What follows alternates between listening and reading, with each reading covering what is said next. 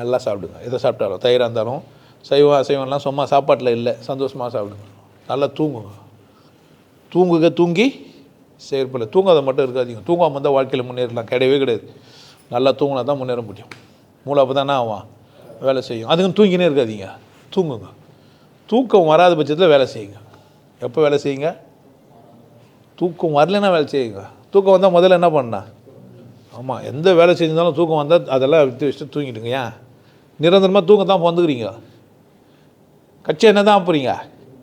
தூங்கிட்டு தான் போகிறீங்க. அதனால் மரியாதை என்ன பண்ணுங்கள், உயிராக இருக்கும்போதே தூங்க கற்றுங்க. அவ்வளோ தூரம் ஆரோக்கியமாக இருக்கலாம்.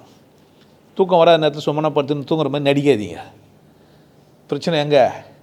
தூங்கத்தில் பிரச்சனை கிடையாது, தூங்குற மாதிரி நடிக்கிறதுனால. நல்லா சாப்பிடுங்க, நல்லா தூங்குங்க, நல்லா செயல்படுங்க, திறமையை வளர்த்துக்கோங்க, வசதியாக இருங்க.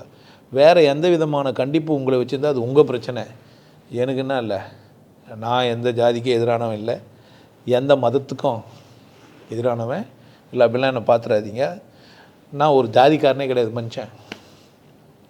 நான் சராசரியாக இருந்தால் தான் ஜாதி இல்லை. நான் சராசரி. இப்போ நான் எதில் சொல்ல? நான் சராசரி இல்லைன்னு சொல்லுவா?